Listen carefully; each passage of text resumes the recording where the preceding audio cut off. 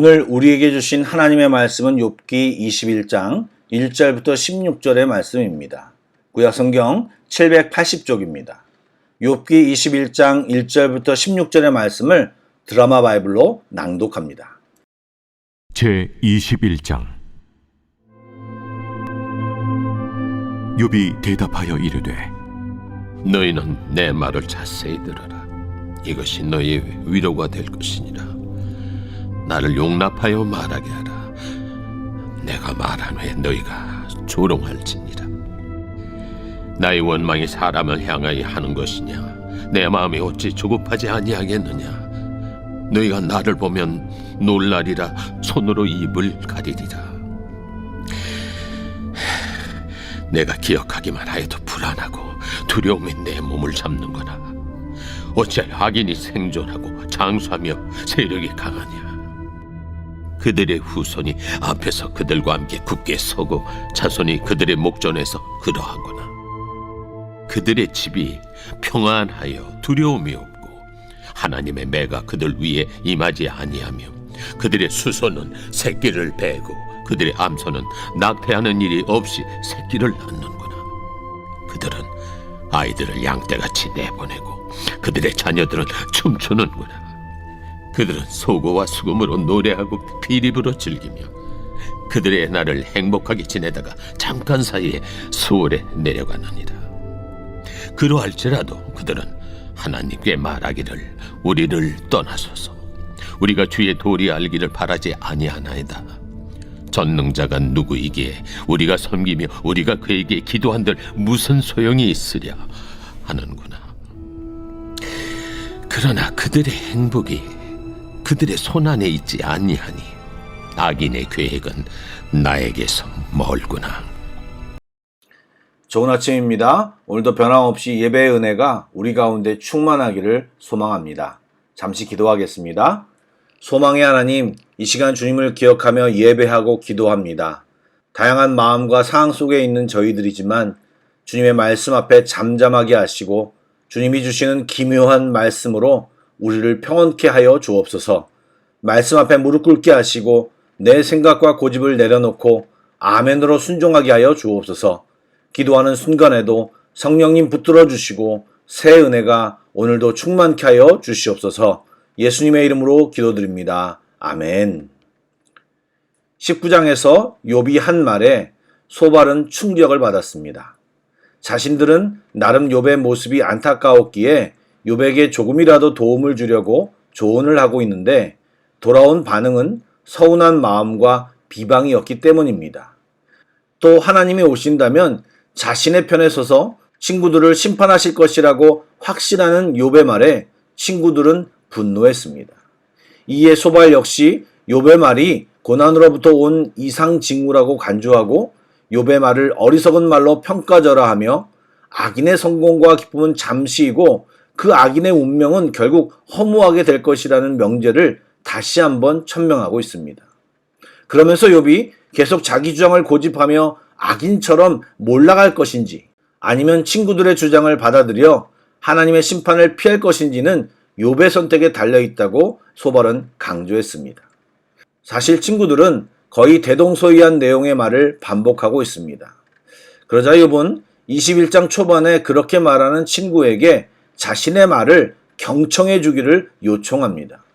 친구들은 계속해서 자신의 몰락과 고통에 집중하고 있고 그것은 욥의 죄악 때문이라고 말하고 있지만 욥의 조급함은 그 몰락과 고통 그 자체 때문이라기보다는 그러한 재앙이 자신에게 미치게 된 분명한 원인을 알지 못하면서 온 것입니다. 또한 그 이유를 알기 위해 몸부림치고 있지만 하나님이 침묵으로 일관하시니 자신은 그것을 원망하고 있는 것인데 자신의 사정에 대해서는 무시로 일관하며 정죄하기만 급급한 친구들의 무정함을 책망하고 있는 것입니다. 이들은 서로의 이야기를 들어보라고 하지만 서로의 이야기는 들으려고 하지 않습니다. 그냥 서로 자기의 목소리를 높이고자 하고 있습니다. 현재 재앙과 답답함 속에 격앙되어 있는 욥에 대해서는 충분히 이해할 수 있지만 위로와 격려하러 온 친구들의 모습은 우리가 주의 깊게 관찰해야 할 것입니다. 잘 살펴보면 우리들의 평소의 모습이 많이 발견되고 있지는 않는지요. 욥기를 살펴보며 나의 언어 생활, 다른 사람과의 말할 때의 방법과 태도들을 돌아보기를 원합니다. 그리고 만약 이성과 논리로 이해할 수 없는 상황에서는 그것을 인정하고 침묵하는 것이 오히려 지혜로운 방법인 것입니다. 그리고 상대를 위해 정성스럽게 기도해 주는 것이 가장 현명한 방법입니다. 2차 대전 때 일어났던 한 일이 우리에게 도전을 줍니다. 당시 런던이 초토화되며 영국이 국가 존폐의 위기에 처했을 때 일입니다. 그때 영국의 모든 언론은 정부와 지도자들을 맹렬하게 비난하기 시작했습니다. 나라가 위기에 빠진 상황에서 매스컴과 국민은 책임 공방전을 펼치고 있었던 것입니다. 이런 암울한 분위기에서 한 저널리스트가 언론사의 기자들을 모아놓고 이런 제안을 했습니다. 우리나라는 지금 비판을 일삼을 상황이 아닙니다. 지금은 전시이고 국민에게 희망을 주어야 할 때입니다. 비판은 나중에 하기로 하고 잠시 동안은 희망을 선전하며 희망의 기사를 씁시다. 국민에게 우리의 현실이 절망이 아님을 전하고 우리가 승리할 수 있다는 낙관과 희망을 심어줍시다. 이 말을 들은 신문기자들은 모두 그의 말에 합의했습니다. 영국의 매체들은 2차 대전에서 반드시 승리할 것이라는 희망의 메시지를 담기 시작했고 입대한 젊은이들의 늠름한 모습을 의도적으로 일면에 실었습니다. 그리고 전쟁터에 나간 사랑하는 남편과 아들을 위해 예배당에 모여 기도하는 성도들의 모습이 신문의 헤드라인을 장식했습니다. 그러자 국민들은 위로를 받고 희망을 품으며 승리를 믿기 시작했습니다. 이런 격려와 위로로 영국은 결국 전쟁에서 이길 수 있었습니다. 여러분, 상황을 정확히 바라보는 것도 중요하고 시의적절한 말이 또한 필요합니다. 무조건 시시비비를 가리려고 하는 말은 영향력이 없을 때가 굉장히 많습니다. 그리스도인들은 어떤 말이 상대방을 배려하고 위하는 말인가를 잘 생각하며 말하는 것이 중요합니다. 앞서 소발은 지식을 자랑하며 자기가 아는 사실이 사람이 처음 만들어졌을 때부터 정해진 진리라고 주장했습니다.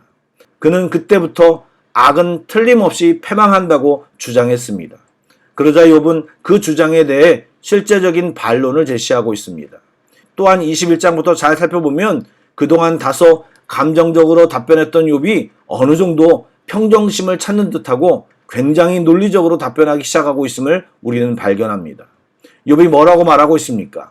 7절부터 15절까지 욥은 악인들의 잘됨, 형통함, 그리고 풍족하여 자손들까지 잘 살고 평안히 죽는 것까지 보여주는 현실 세상의 상황을 말하고 있습니다. 그들은 자신의 형통함 속에서 말합니다. 하나님이 왜 필요하냐고, 기도를 왜 하냐고 말하기까지 합니다. 거기까지 이야기한 욥은 16절에 이제 말합니다. 먼저 말씀을 제가 읽어보겠습니다. 그러나 그들의 행복이 그들의 손에 있지 아니하니 악인의 계획은 나에게서 멀구나. 여러분, 이것이 무슨 말입니까? 방금 전에 말했던 악인들의 행복과 자신이 누렸던 행복은 전혀 다른 것이라고 말하는 것입니다. 개역개정 성경에서는 번역하지 않았지만 히브리어 성경에서는 볼지어다, 보라라는 단어의 뜻인 감탄사 hen이 들어가 있습니다. 즉 공개적으로 나의 삶과 그들의 삶을 비교해 보라는 욥의 의도가 강하게 표현되었습니다. 그들이 얻은 행복은 스스로의 힘으로 얻은 것이 아니라고 말합니다. 그리고 욥은 그들과는 자신이 분명히 다름을 선포하고 있습니다. 욥은 그들이 가진 형통함을 부러워하거나 그들을 보면서 억울해하지 않습니다. 욥은 그런 형통함을 인생의 목표로 삼지 않았습니다. 그들은 형통함을 누렸지만 그들은 하나님을 알지 못했습니다. 욥은 그냥 내버려 두심이 그들에게 징계이고 처벌임을 알고 있습니다. 그들에게 하나님의 침묵은 그들을 최후 심판에 두신 것을 의미한 것입니다. 즉 욥은 자신은 이전에도 지금도 악인들과 다른 길을 가고 있다. 자기가 축복받은 것은 악한 행실과 속임수로 이룬 것이 아니다. 또한 그 풍족함을 누리던 때에도 자신은 하나님을 부정하거나 하나님을 경외하는 일을 떠나지 않았다는 것을 함축적으로 이 말 속에서 전하고 있는 것입니다. 아울러 나는 그런 삶을 계속 살겠다라는 자신의 의지도 보여주고 있습니다. 여러분, 욥은 그 악인들의 형통함을 부러워하지 않습니다. 왜요? 욥이 그런 형통함과 풍족함을 인생의 목표로 살지 않았기 때문입니다. 하나님과 함께하는 기쁨을 알았기 때문입니다. 여러분, 우리는 오늘 본문을 통해 우리의 삶의 기대가 너무 이 세상의 풍족함에 맞춰 있지 않나를 생각해 보셔야 합니다. 우리는 영원한 생명을 소유한 사람들이고 하나님의 가족이 된 사람들입니다. 하나님은 우리들에게 좋은 것을 주십니다. 이 믿음을 놓치지 말아야 합니다. 지금 내가 고난 속에 있다고 느껴지면 고난을 통해 내게 깨닫게 해주시는 것이 있음을 알고 하나님께 대한 기도를 달리 하셔야 합니다. 그래서 빨리 깨닫고 나의 잘못이 드러나고 교만이 꺾이며 거룩한 삶을 향한 교정이 일어나야 합니다. 또 그것이 아니라면 우리를 향하신 하나님의 뜻이 무엇인지를 알아야 합니다. 그것이 눈에 보이는 대로 사는 삶이 아닌 믿음의 삶을 사는 것입니다. 바라기는 오늘 욥의 고백 속에 있는 어리석은 자들의 삶을 추구하거나 그들의 고백이 우리들의 고백이 되지 않기를 원합니다. 그러기 위해서는 주님을 정확히 또한 깊이 알아야 하는데 이 새벽 예배를 통해 계속해서 주님을 더 많이 아는 귀한 시간이 되기를 주님의 이름으로 축복합니다. 아멘. 기도하시겠습니다. 사랑의 주님, 우리들이 하나님의 지혜를 취하기 원합니다. 힘들고 어려운 사람을 볼 때 내 방법과 내 성향대로 대하는 것이 아니라 하나님의 마음을 알고 대하게 하여 주시고 하나님보다 앞서지 않고 겸손히 주님의 통로가 될 수 있도록 지혜를 허락하여 주시옵소서. 세상 것에 현혹되어 주님을 놓치지 않게 하여 주옵소서. 영원한 주님을 바라보며 주님 앞에 머무는 삶을 끊임없이 추구하고 연습하기를 간절히 원합니다. 성령님 도와주시옵소서. 함께하여 주시옵소서. 예수님의 이름으로 기도드립니다. 아멘. 계속해서 찬양곡을 묵상하시고 합심기도와 개인기도로 나아가겠습니다.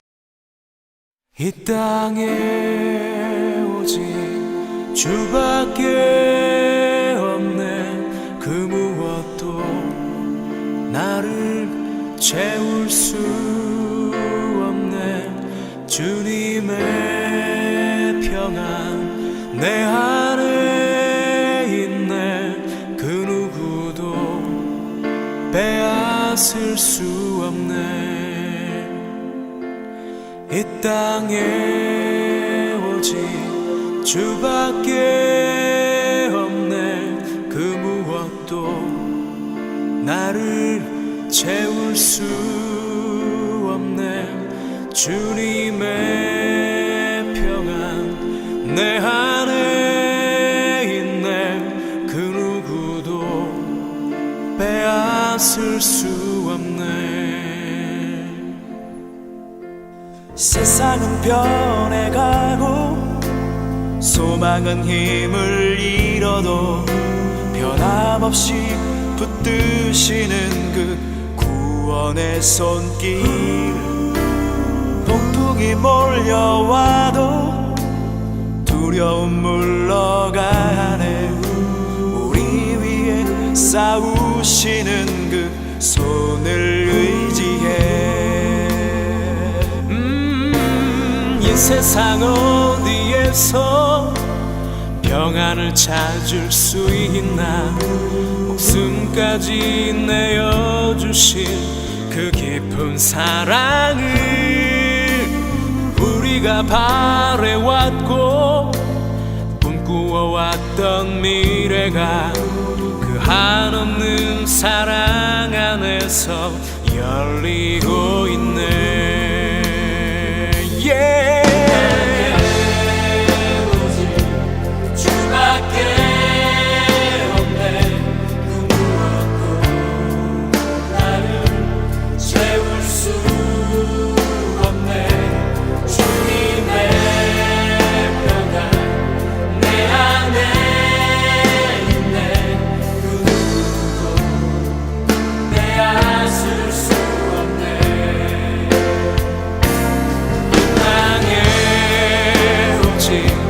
주밖에 없네. 그 무엇도 나를 채울 수 없네. 주님의